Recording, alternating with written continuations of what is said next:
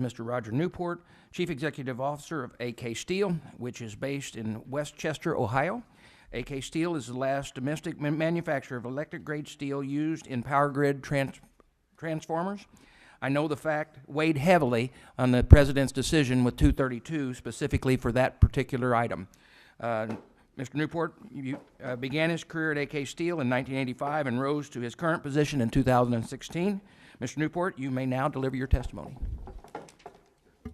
Thank you, Chairman Vost and Crawford and Vice Chair Voskowski and other members of the Congressional Steel Caucus. As mentioned, Roger Newport, the CEO of AK Steel, and I want to thank you for inviting me to testify on behalf of our 9,200 employees that I'm representing here today. I'd also like to express my appreciation for your leadership in the caucus, which has been really instrumental in bringing the industry's challenges to the forefront. To address those challenges, President Trump took the bold and historic step of imposing a 25% tariff on steel imports to defend America's steel industry and its workers from imports that threaten our national security. We support these actions and encourage the caucus to embrace them as well. But there's been an unintended loophole in these actions that has national security and job implications that is the focus of my testimony today. AK Steel has a proud heritage that spans more than 119 years. We make carbon, stainless, and electrical steels. However, we are the last producer of grain-oriented electrical steels in the United States.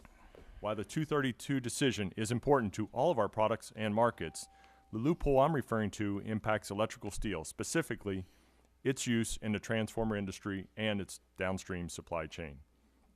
Grain-oriented electrical steel, also known as GOES, is a product that is critical to transmission and distribution transformers for all types of energy across our country. While the United States was once home to multiple manufacturers of GOES, the GOES market has been decimated by unfairly traded imports over the past decade, leaving us as the only domestic producer in the United States. Unfortunately, the avalanche of unfairly traded imports continued last year, with GOES imports nearly doubling in 2017 from 2016. While we appreciate that the Department of Commerce's Section 232 report makes several mentions of electrical steel and its importance to our country's national security, as well as it acknowledges that we're the sole domestic producer, the report and subsequent presidential action contain an unintended loophole that will allow foreign producers to circumvent the 232 remedy to the detriment of our national and economic security. The loophole lies in the fact that the 232 does not cover the key internal components of electric transformers, the steel laminations, the cores, and the core assemblies, which are basically just stacked, slit, or wound electrical steel inside the transformer.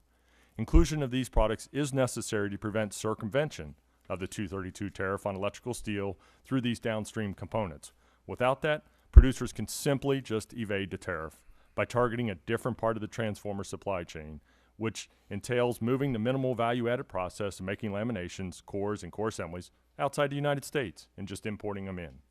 In fact, the transforming core manufacturing business in the United States is suffering. Imports of cores and core assemblies in 2017 increased anywhere from 212% to 670% in 2017 compared to 16.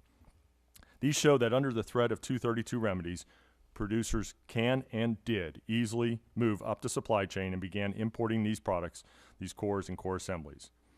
In 2017, imports of core and core assemblies were up 273% from Canada and 436% from Mexico compared to 2016 import levels. Yet there is no GOES production in either of these countries.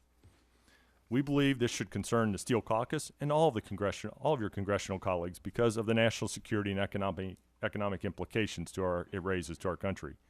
In the case of a natural disaster or a cyber or physical attack on our country's electrical grid system, the United States' national security cannot be put in jeopardy as a result of the absence of a domestic supply chain supporting key components of the electrical grid.